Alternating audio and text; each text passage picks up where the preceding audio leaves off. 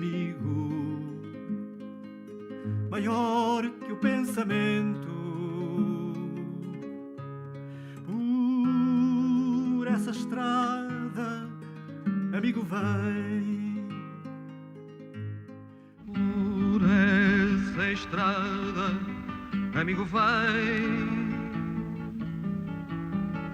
Não percas tempo que o vento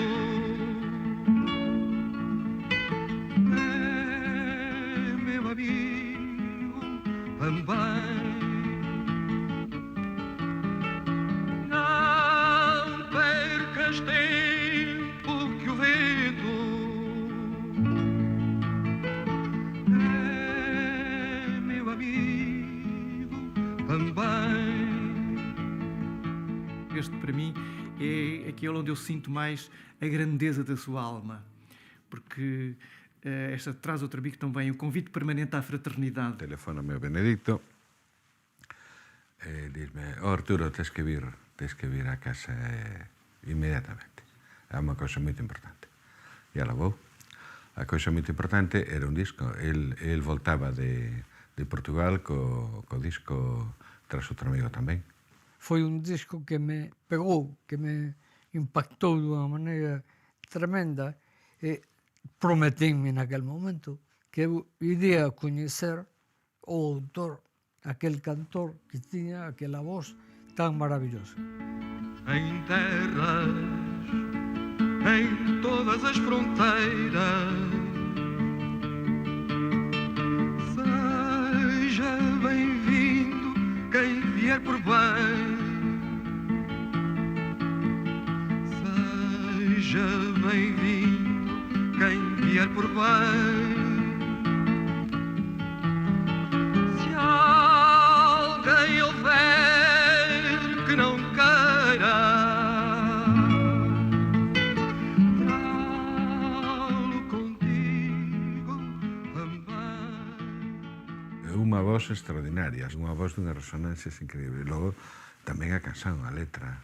Amigo maior que o pensamento. Traz outro amigo que também sintetiza a vida dele e a relação que ele teve connosco. Por essa estrada, amigo, vem. Hasta la imito. Por essa estrada, amigo, vem. Representa muito o retrato dele, humano. Ele era o homem que dizia ao amigo: traz outro amigo também, precisamente. O Traz Outro Amigo também é, no meu entender, o melhor hino à amizade e à camaradagem que algum dia foi feito. Era para mim uma canção extremamente emblemática e definidora do que se iria passar para no 25 de Abril. Esa canción es el mismo espíritu que Grándola. En cada esquina un amigo, en cada rostro igualdad. Es decir, para mí la obra de José Afonso está teñida de valores que fueron de mi generación y de la gente que creíamos en la transformación del mundo, de la sociedad, del hombre nuevo, de la revolución. Aqueles que ficaram em toda a parte, todo mundo tem.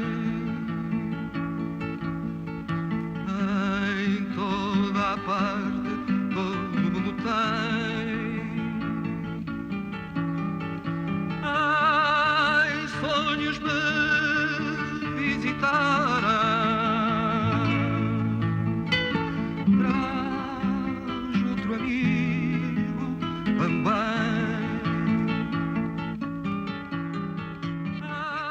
É das canções que mais foi compreendida tanto pelos adultos, como pelas crianças, como pelos portugueses, como pelos espanhóis, como pelos brasileiros. Foi uma canção fácil de transportar aquilo que é o estilo musical do Zeca e a mensagem musical do Zeca na universalidade. Ao ouvir esses discos, eu disse: Portugal vai virar. Tenho certeza, disse para os meus amigos todos, tenho certeza, vai mudar. Agora vai. E aconteceu. Eu achei que os discos diziam com muita clareza. El más moderno de todos, para mí, es Zeca Afonso. Y no hay otro. Sigue siendo él, ¿no? O Zeca é, para mim, o símbolo do sonho da liberdade e é depois o símbolo da liberdade conquistada. Ai, sonhos me visitaram, traz outro amigo também.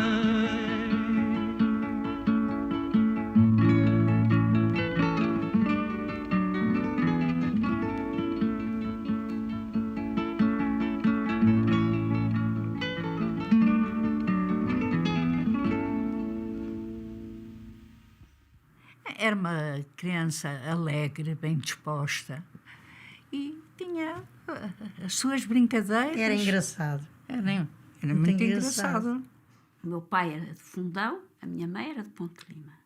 O meu pai era magistrado, não é?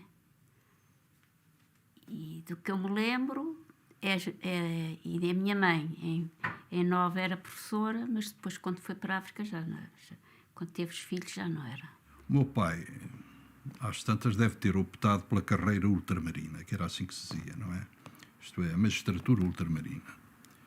E, portanto, foi colocado em Angola, na comarca de Novo Redondo, que era uma terra terrível do ponto de vista de salubridade, etc. Foram para a África e ele ficou connosco, porque estava muito doente e o médico disse se ele fosse que não aguentava a viagem nem nada. Ficou entregue à minha avó paterna primeiro. Depois passou para a família da minha mãe, em Aveiro. Era eu, a minha irmã, o meu irmão e ele. E dávamos todos bem. Ele era o biju. Ele era o biju da casa, era o mais pequenino. E foi para a África, o Zeca, se não me engano, com uns 3 anos. Oh, meu menino é doiro fino, não façam caso que é pequenino, não façam caso que é pequenino.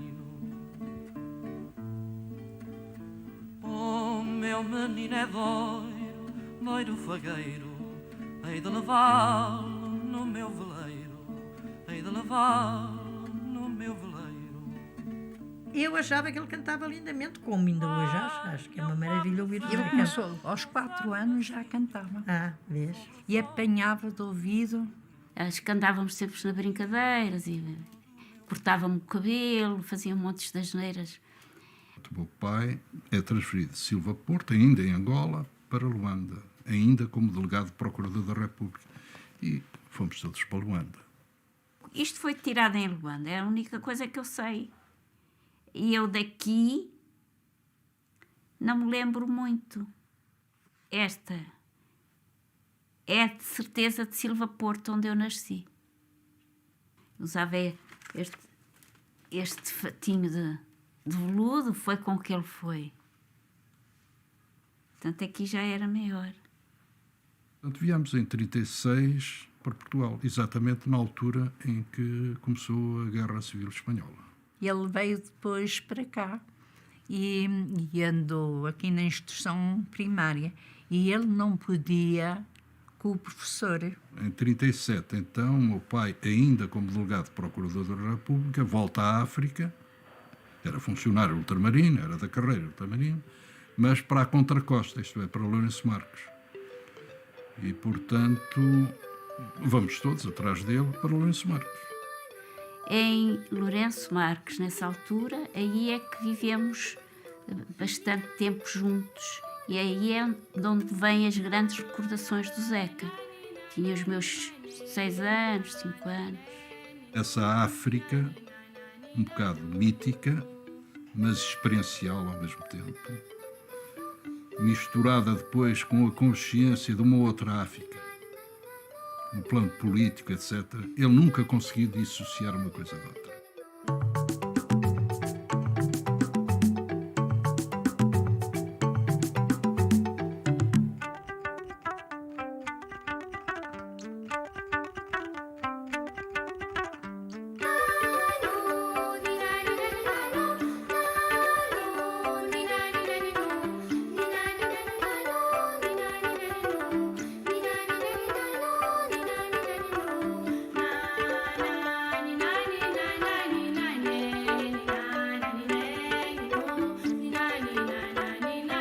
produziu-se então uma transformação que deve ter afetado muito Zeca. Deve não, afetou muito Zeca. O meu pai fez o concurso para juiz, pediu para ser colocado em Dili, Timor. Ele próprio tem uma carta em que se penitencia dessa sua opção. O meu pai preocupava-se muito com a educação dos filhos. Muito. Não podíamos ir para Timor porque não havia ensino liceal e nós, nessa altura, estávamos em condições de transitar para o primeiro ano do liceu. Só que ele nunca pensou que, chegando a Timor, apanhasse a guerra. Por isso é que foi a separação, um bocado, não digo trágica, mas quase. E nós viemos os dois, o Zeca e eu, para Portugal.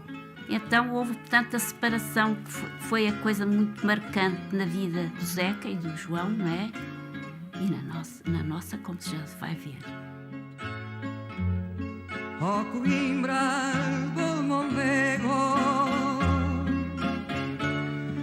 e dos amores que eu lá tive, ó Coimbra do Mondego e dos amores que eu lá tive, quem te não viu anda cego, quem te não amar não vive, quem te não viu anda cego, quem te não amar não vive. O Zeca tem uma infância muito marcada pela distância, pelo afastamento dos pais. E, portanto, ele tinha esses fantasmas e tinha fantasmas que resultavam da sua grande sensibilidade. O Zeca era um homem de uma profunda sensibilidade e de uma grande intuição. Era um homem de uma grande afetividade que nem sempre era fácil manifestar-se. Era um homem também marcado por alguma solidão, que tem que ver com o que foi a sua vida separado dos pais, etc, etc. Portanto, está no meio do turbilhão onde ele anda, há sempre, de facto, uma vulnerabilidade, uma espécie de uma pequena solidão, que é essa solidão também que o faz manter alguma equidistância em relação às coisas e que o faz criar as coisas que ele criou. Viemos, portanto, despachados no barco, os dois, em direção a Coimbra, e fomos parar a casa da tia paterna, a tia Averilete. Que era uma excelente senhora, uma senhora muito religiosa, e que, pelo temperamento e pelo feitio, até pela maneira como se vestia, a mim parecia-me uma freira laica, uma freira barroca, gorducha, sempre bem disposta, sempre risonha, muito lambareira, e partilhava connosco aqueles biscoitos que estava sempre a fazer. Tenho aqui umas cartas que o meu pai de Timor mandou para o irmão, que o substituía, tutelando pelo destino dos dois sobrinhos, que nessa altura estavam em casa da tia Averilete. E ele, meu tio, em Belmonte. Que o tio Filomeno era um homem conversador, conversava bem, com graça, cantava bem e sabia fados de Coimbra antigos. Fazíamos um trio de vozes. O Zeca rapidamente fazia uma voz qualquer, porque tinha muitíssimo bom ouvido. E chegávamos a exibir-nos. Ele próprio diz que ficou a dever muito ao tio nesse aspecto. Não é? Chegámos a Timor no dia em que rebentou a guerra na Europa. Nunca nos passaria por cabeça que chegávamos lá e em vez de um ano ficámos quase 7. De Dili, portanto, já lá estava em Dili, meu pai. Diz assim, sobre o Zeca: não é uma criança má nem lorpa. Em Lourenço Marques, o professor, apesar de não o compreender, afirmava que ele é inteligente. Quanto à bondade, dizia que ele era o melhor aluno que tinha na escola. Então, que é ele? Perguntava ele ao meu tio. O interlocutor ideal, não é? Não sei. Sei apenas que é uma criança. Terrivelmente criança. Depois de muitas coisas, fomos para um campo de concentração, que chamavam os japoneses a zona de proteção dos timorenses. Uma dada altura, essas cartas translúcidas deixam de vir. Exatamente na altura da ocupação de Timor, os japoneses, etc. Então estivemos no campo de concentração até ao final da guerra. E todos os contactos com a família cessam.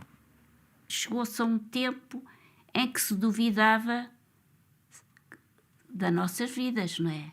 Isso, para o Zeca e para o meu irmão João, foi uma coisa terrível. Sim, nós próprios admitíamos a possibilidade de sermos órfãos.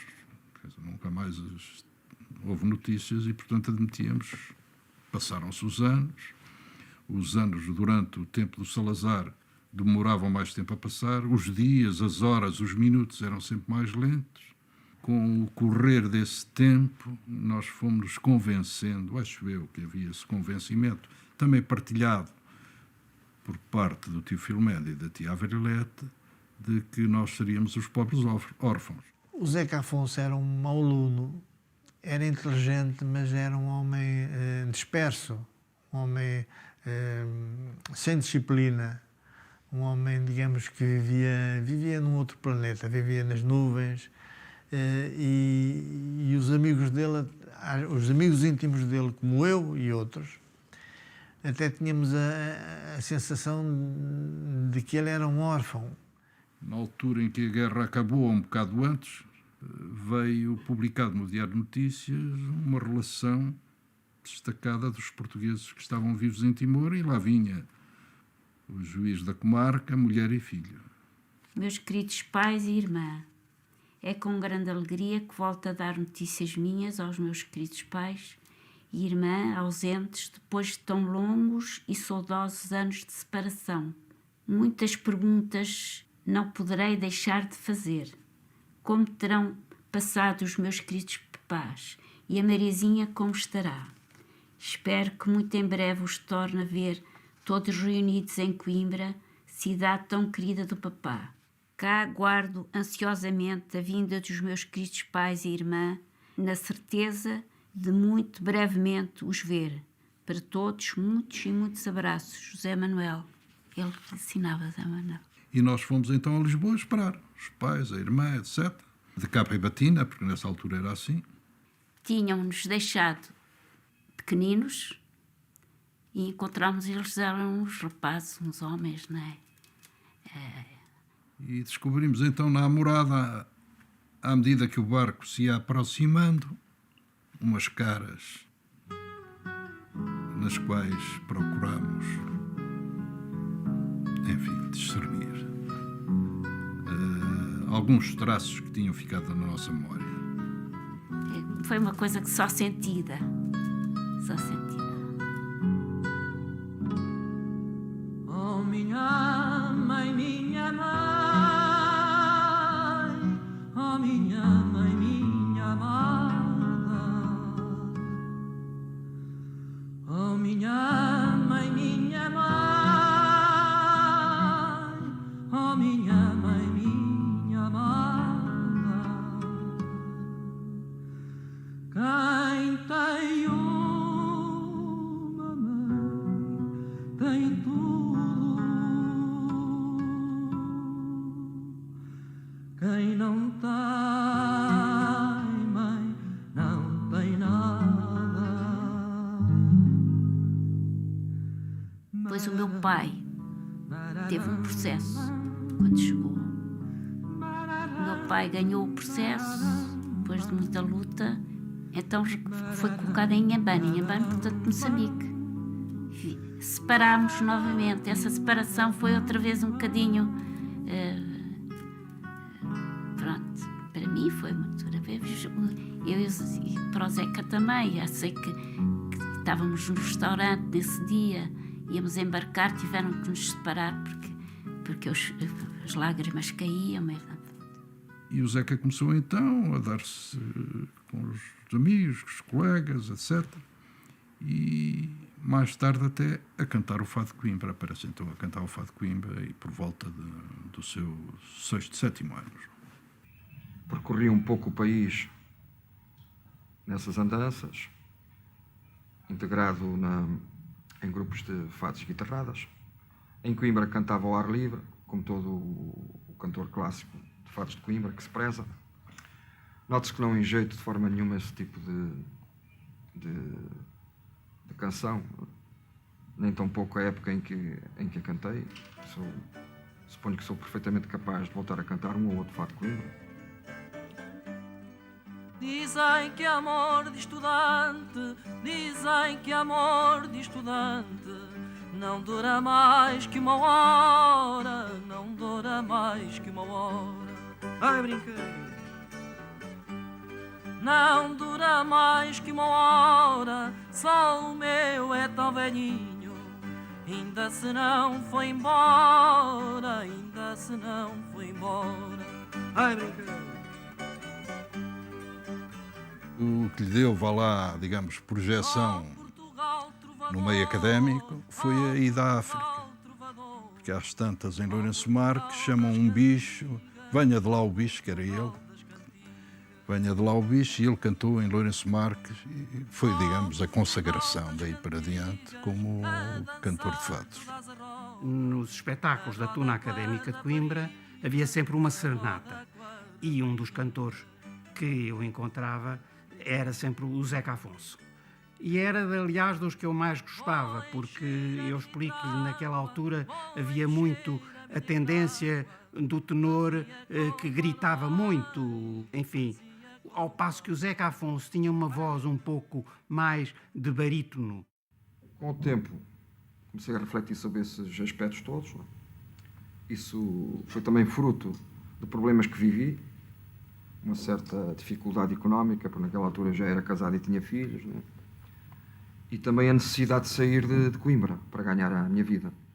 Quando eu fui viver para a casa da tia Avrileta, nesse mesmo ano ele casou. Havia uma rapariguinha muito bonita, a Maria Amália, que vivia na casa de frente. Ela apaixonou-se e casou assim sem dizer nada a ninguém. Foi uma surpresa. O meu pai reagiu mal, mas reagiu mal porque foi uma coisa de que não se teve conhecimento prévio, de que ele não teve conhecimento prévio. Mas foi de pouca dura. Cortou-lhe inclusivamente a mensalidade, mas foi durante pouco tempo. Os pais não gostaram, naturalmente, porque a rapariguinha era uma rapariguinha muito humilde, era aprendiza de costureira e pronto, e ele ficou um bocado posto de parte, não é? Enfim, e passou a viver com dificuldade. Para o Zeca, essa fase do casamento foi uma fase um bocadinho difícil. Foi um bocado difícil. O Zeca também tinha as suas dificuldades, que era a vida familiar, que era difícil, complicada. Nunca teve uma vida fácil. Embora fosse filho do Sr. Doutor Juiz, do quadro ultramarino, impecável e um grande senhor, mas o Zeca nunca foi um indivíduo com uma vida fácil. A coisa mais valiosa que havia lá em casa, salvo eu lhe tinham dado não sei quem pelo casamento, era uma fruteira de cristal com pé de prata. E então era esse objeto que se ia pôr no prego naqueles últimos dias do mês.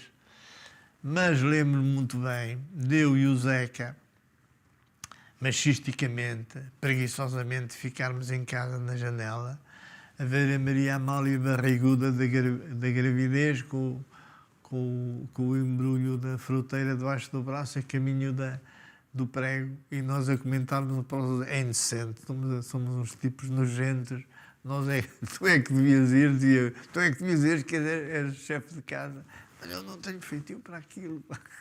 Teve sempre muitas dificuldades, chegou a ser revisor do Diário de Coimbra, assim, agarrado a uns pequenos pescates, mas viveu sempre em grandes dificuldades, porque, entretanto, em 53 nascem-lhe os 2 filhos. O Zé nasce em janeiro e eu nasço em dezembro. Portanto, há uma diferença de 11 meses entre nós. Dorme, meu menino, a estrela d'alva. Já a procurei e não a vi. Se ela não vier de madrugada, outra que eu souber será para ti. Outra que eu souber será para ti. Oh, oh, oh, oh, oh,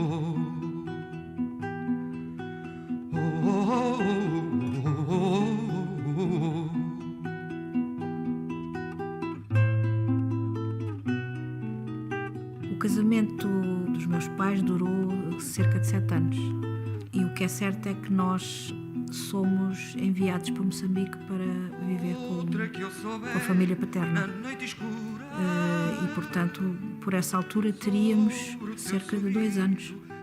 Separou-se e os filhos foram entregues ao meu pai. O meu pai é a minha mãe.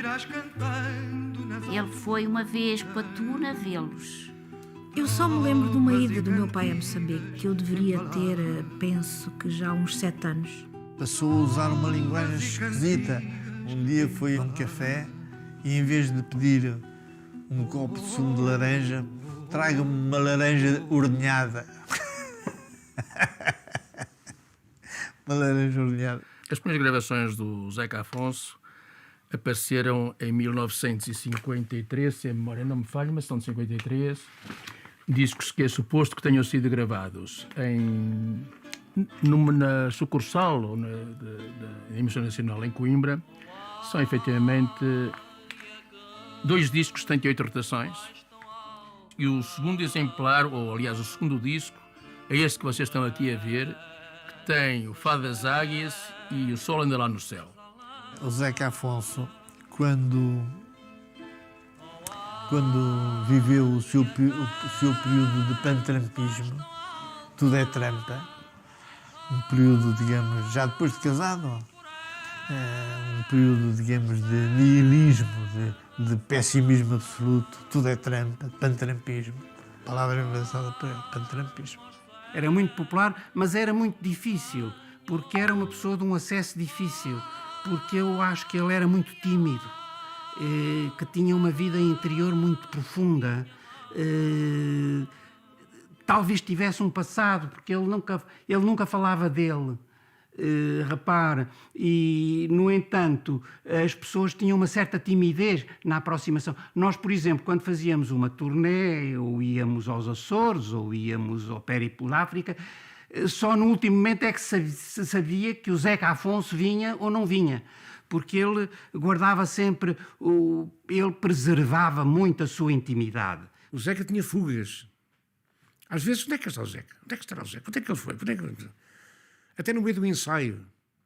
Ele foi a Roma com outros, numa excursão, e quando voltou, vinha muito enervado, porque tinha assistido a uma cerimónia no Vaticano e ainda não tinha havido o Concílio Vaticano II, de maneira que os cardeais ainda usavam umas caudas muito grandes e ele tinha-se enervado com a ostentação do que representavam as caudas dos cardeais, mas ao mesmo tempo ele dizia aquilo com uma grande ironia, mas era já um sentimento de uma certa revolta que eu nunca lhe tinha conhecido antes. Ele era, digamos, um homem de livre, contra a proibição e, portanto, naturalmente, digamos, era contra a ditadura. Era natural, não é? Digamos, não estava consciencializado como mais tarde veio a estar. Mas naquela altura a reação dele era, de facto, era da oposição, mas uma oposição sem expressão prática. E o aumento de experiências que me deu o ensino, o contacto com os alunos de várias proveniências sociais, como por exemplo em Olhão, eram alunos pobres, vinham aos cursos da noite, da bicicleta, da União para Faro. E esse contacto com esses alunos, que aliás foi extremamente importante para mim, abriu-me um pouco as vias da minha experiência. Portanto, teve apenas alguns meses em Aljustrel, mas a população, não sei, os pais dos estudantes, com os mesmos os estudantes, não é? Foram à estação despedir-se dele e o chefe de estação atrasou um pouco a partida de comboio. E era tudo negar. O Zeca Afonso entrou para o comboio, depois ficou à porta da carruagem a dizer adeus, comovidíssimo, como devem calcular, e a malta toda batia-lhe palmas e chamava por ele e conversava com ele, ó professor, não sei o quê, não se vai embora, não sei o quê. Havia aquelas coisas todas, vieram maltas dos mineiros, dos sindicatos dos mineiros, havia ali malta tudo, não é? Aconteceu um milagre. Pela primeira vez, passados 30 anos, aparece uma editora nortenha, aliás do Porto, que era a Melodia, a pedir-nos para nós gravarmos, eu, o Zeca e o Fernando Rolim, o Machado Soares, que apareceu um bocadinho depois. E então, gravarmos coisas nossas. E o Luís Góes, aliás, é companheiro dele nos primeiros tempos de fado. É ele e o Luís Góes. A nova vaga é constituída por Luís Góes e por ele. Eu achava que o Zeca que era antiquado, percebes? Quer dizer, enquanto eu cantava coisas acompanhadas só com uma viola, as chamadas baladas, tem uma viola, aí não havia guitarra, coisas de sonetos cantados. Eu queria fugir à rotina, queria fugir ao choupal, aos passarinhos, queria fugir. E o Zeca, curiosamente, nessa altura, aparecia e dizia assim, este rapaz tem um talento extraordinário, nós vamos sempre cantar o Passarinho da Ribeira e coisas. Eu ficava admirado. Ele cantava os fados tradicionais, ao Coimbra do Mondego e dos amores que lá tive, quem te não vir anda cego, quem te não ama não vive. Cantava esses fados com uma voz que não era gritada, que era mais doce que a dos outros, mas não era propriamente o fado que se cantava naquela época. Era um fado já diferente, que talvez fosse a evolução que ele estivesse a fazer para o que depois se tornou no que ele era mais importante e que se tornou importante, que era a balada. A expressão que ele utilizou, eu lembro-me, é que o fado de Coimbra estava muito sebentarizado. Portanto, era uma sebenta daquelas sebentas onde se estudava, mas era sempre tudo igual. Portanto, ele queria qualquer coisa de diferente e de novo. Simplesmente, aí a partir de 59 e 60, supunho eu que as formas do fado de Coimbra estavam esgotadas e também uma certa mentalidade existente em Coimbra que atribuía ao estudante um papel singular, ímpar ali na cidade, né? O estudante era uma espécie de príncipe encantado, ao estudante tudo era permitido, quem quer que fosse que usasse uma capa e batina teria direito a determinado tipo de atitudes que de forma nenhuma se perdoariam a populares. Não é? Havia uma coisa em que ele não faltava, que eram as digressões dos organismos académicos, cá em Portugal e sobretudo ao estrangeiro. Eu quando falo aqui em estrangeiro, logicamente na altura não era, refiro-me concretamente à Angola, onde fomos 2 vezes, em 1960 e 1958. Logo à chegada de Luanda, depara-se-nos um espetáculo que, de certo modo, nos chocou, sobretudo chocou aqueles que pouca preparação política tinham, que era possivelmente a maioria naquela altura.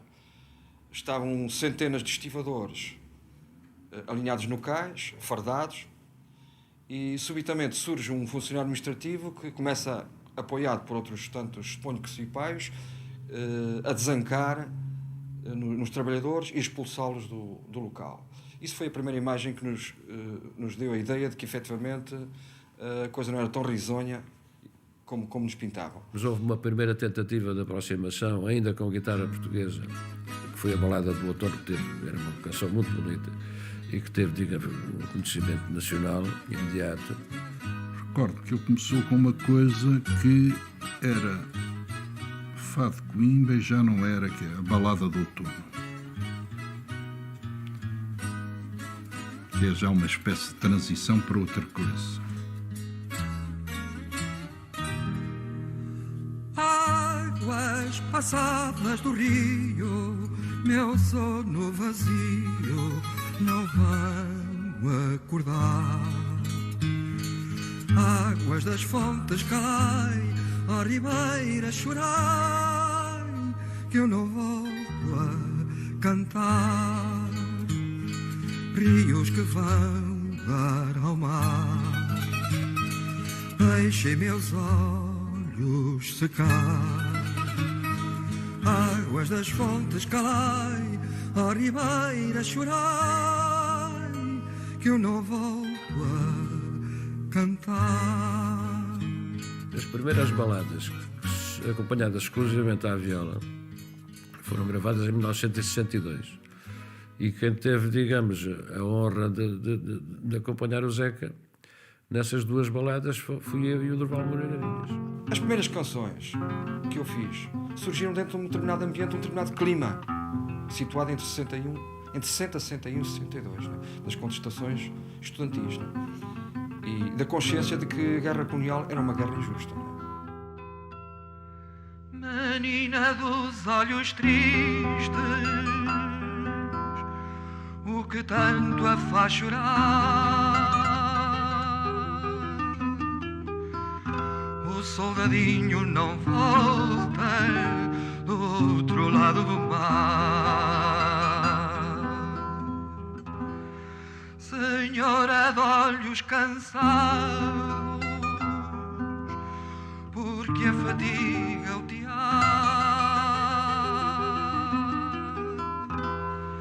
O soldadinho não volta do outro lado do mar.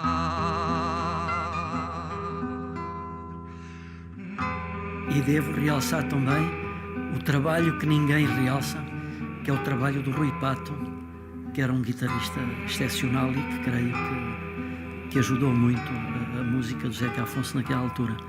Apareceu-me um senhor doutor que eu conhecia com muito respeito dos fados de Coimbra, que era o doutor José Afonso, que eu conhecia como fadista, determinados fados que eu gostava muito, e que apareceu em minha casa a altas horas da noite porque precisava de uma viola à pressa, porque ia gravar um disco, na altura seria um disco revolucionário. Ele quis tomar uma posição frontal contra o modelo, não estou a falar propriamente da tradição Coimbra, mas no modelo da canção de Coimbra. Ele tinha-se zangado com a temática normal dos fados, tinha-se zangado com o acompanhamento normal dos fados e queria então agora fazer poesia dele, música dele e um acompanhamento diferente. E sabia que poderia mostrar uma nova poesia, mas não acorrentado àquilo que ele dizia, que a guitarra parece que tocava com arames farpados.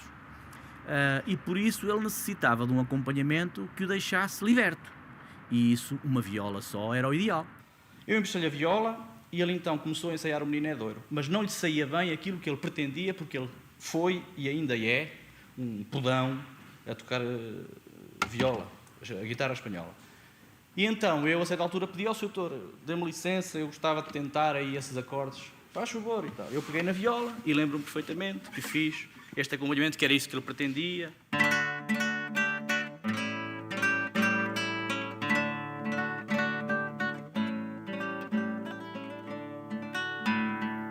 Que era precisamente isto que ele pretendia para o acompanhamento do Menino é Douro. E disse, ora, és tu mesmo que vais gravar comigo e tal. E eu, ao recordar as condições em que o nosso primeiro disco foi feito, aquele que tem o meu Menino é Douro, ele foi feito num convento abandonado, aqui na margem esquerda do Mondego, onde nós fomos para lá porque nos tinham dito que aquilo tinha boa acústica, e então veio uma carrinha 4L do Porto com um gravador, fomos para esse convento, a primeira coisa que fizemos, eu e o Zeca e o técnico, foi espantar as galinhas que estavam lá pelo meio de um celeiro em que estava transformado esse convento, e depois pusemos um homem à janela para ver quando é que não passavam automóveis naquele carreiro, e quando não passavam automóveis, no intervalo em que não havia automóveis, nós gravávamos uma faixa e assim gravámos o nosso primeiro disco, que tem o meu Menino é Douro. De repente o Zeca vem com o Menino Douro, que tem ainda, digamos, a influência do fado de Coimbra, mas que já se distancia um bocadinho, é aquilo que se chamaria a balada de Coimbra, não é? E de facto aquela, entre aspas, simplicidade e a capacidade lírica que o Zeca trazia, e a voz do Zeca, que é muito importante ao longo de todo o aparecimento e solidificação da obra do Zeca, era de facto um cantor extraordinário. Foi muito importante para eu de repente aprender outras coisas e saber que gostava da música portuguesa. Onde fores no teu sonho, quero ir contigo. Menino doiro, sou teu amigo. Menino doiro, sou teu amigo. Venham altas montanhas, ventos do mar, que o meu menino nasceu para amar. Que o meu menino nasceu para amar. Venham comigo, venham, que eu não vou só. Levo o menino no meu trenó. Levo o menino no meu trenó.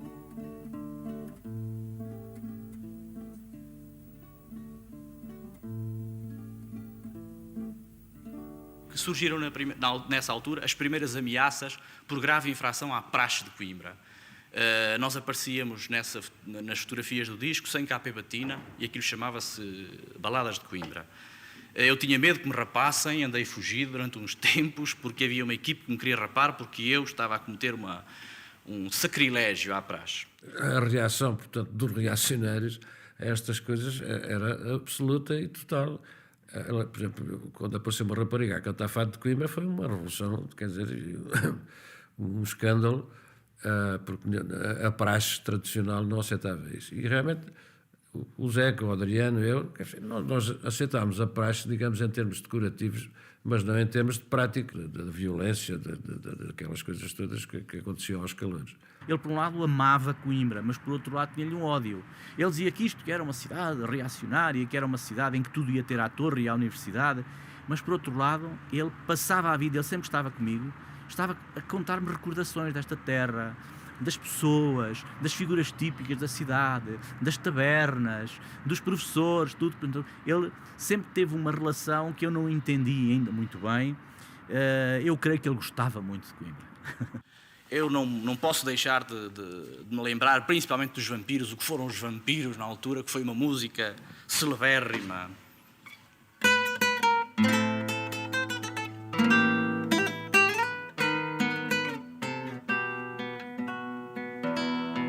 Quando se dá a grande mudança fantástica é quando eu já estou em Lisboa e começa-me a aparecer o Zeca, ao nível de vampiros e tal, acompanhado por Rui Pato, meu querido amigo e colega, diretor da Tal dos Covões. Eu fiquei de boca aberta, porque não esperava do seu talento tudo, mas não esperava essa mutação. A mim surpreendeu-me, digamos, a forma como tudo aquilo se processou, porque era uma coisa que não era previsível, pelo menos para mim. Os Vampiros é, de facto, uma canção brutal, porque aquilo os Vampiros é chamar, por um lado, os bois pelos nomes, não é? Estamos aqui em metáforas animais, mas... e é uma canção muito eficaz. Era a canção que nós interpretámos logo todos como sendo quase um incitamento e uma declaração do estado em que o país estava, e começámos logo a perceber mais ou menos quem eram os vampiros e quem eram os sugados. Para mim foi uma autêntica revelação, porque ao ouvir aquele disco, ao ouvir aquelas letras, por um lado, aquelas músicas por outro, e aquela interpretação tão pura, tão bonita, tão vigorosa por outro, percebi que havia ali assim uma pessoa com quem eu me podia identificar. Me acuerdo que a primeira canção que eu ouí de José Afonso foi Ellos comen tudo, ellos comen tudo, ellos comen tudo y no deixo nada. ¿Y esta canción de quién es? Se llama José Afonso. Pues José Afonso. Ya me interesó mucho, ¿no? Todo el mensaje que había en esa canción. Ainda hoje a canção faz sentido. Haverá sempre quem tenta sugar e quem é sugado, e o equilíbrio, o tentar acabar com uns e fazer com que os outros possam viver livremente, acho que é um compromisso que o Zeca nos obriga a ter para a vida.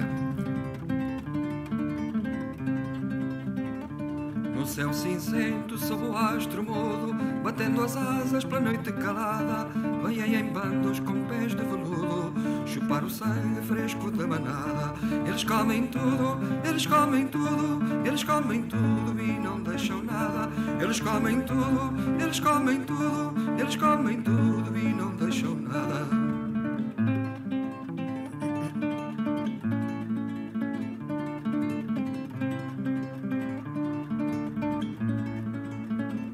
Se alguém se engana com seu ar sisudo e lhes franqueia as portas à chegada, eles comem tudo, eles comem tudo, eles comem tudo e não deixam nada. Eles comem tudo, eles comem tudo, eles comem tudo e não deixam nada.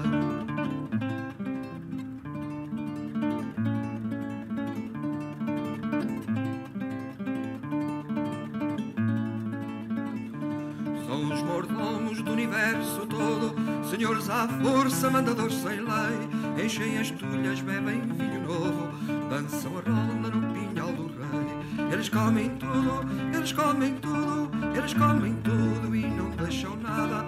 Eles comem tudo, eles comem tudo, eles comem tudo e não deixam nada.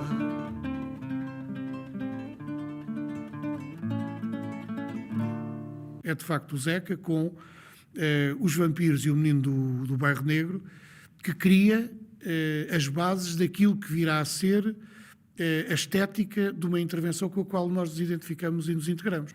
E disse para comigo, depois de ter ficado fascinado ao ouvir o Menino do Bairro Negro e os vampiros, como eu gostava de conhecer este homem, como eu gostava de, quando um dia se vier a cantar coisas diferentes das que canto agora, poder cantar coisas como este homem canta. Na guerra ouvíamos discos do Zeca, havia gente que tinha sempre pick-ups e tal, e que tínhamos a possibilidade de ouvir os discos do Zeca, que saíam um pouco ou nada na rádio, mas os discos surgiam nas mãos de muitos. Não? Acompanhei bastante as coisas que ele cantava aqui sobre Portugal, etc.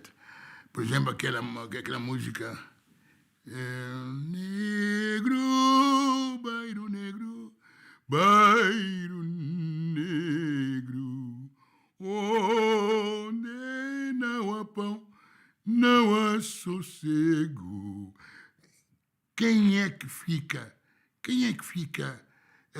de facto, insensível perante uma voz como esta, perante uma poesia como esta?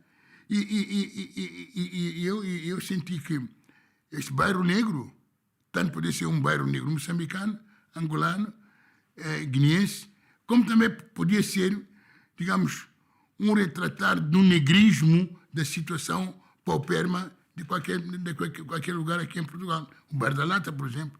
Yo oigo Menino do Barrio Negro, que fue compuesta a final de los 50, y yo te la canto a ti, que no, un desconocido de la obra de José Afonso, y te la canto, y te digo que la compuse ayer, y tú te lo puedes creer, porque fue compuesta ayer. Quiero decir, la genialidad, y desde la sencillez, desde la expresión de la música popular que tiene José Afonso, yo no la he visto plasmada en ningún músico. No la he visto. Es decir, José Afonso es el más moderno de los cantantes que yo conozco. Es más moderno que Bob Dylan, y es más moderno que todos los que fueron modernos en el siglo XX. Olha o sol que vai nascendo,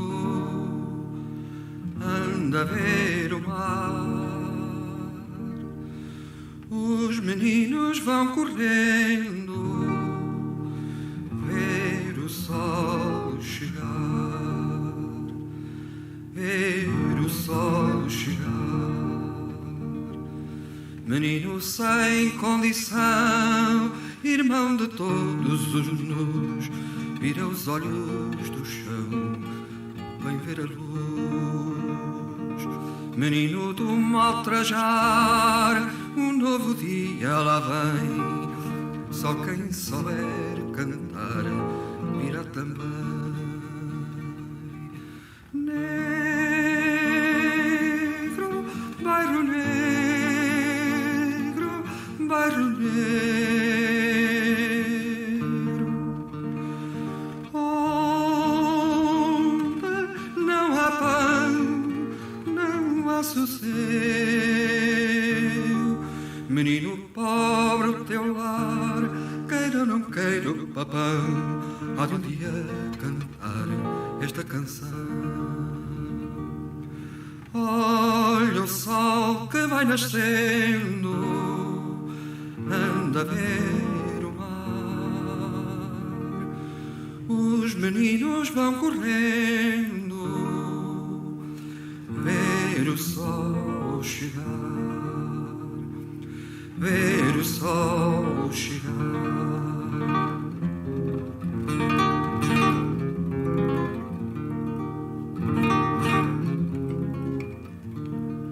Se até dá gosto cantar, se toda a terra sorri, quem te não há de amar, menino, a ti?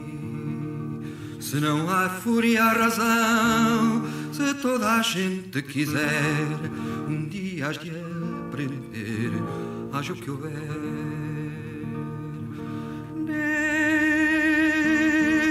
Negro, bairro negro, bairro negro, onde não há pão, não há sossego. Menino pobre, o teu lar, queira ou não queira o papão, há de um dia cantar esta canção. Olha o sol que vai nascendo, anda a ver o mar. Os meninos vão correndo,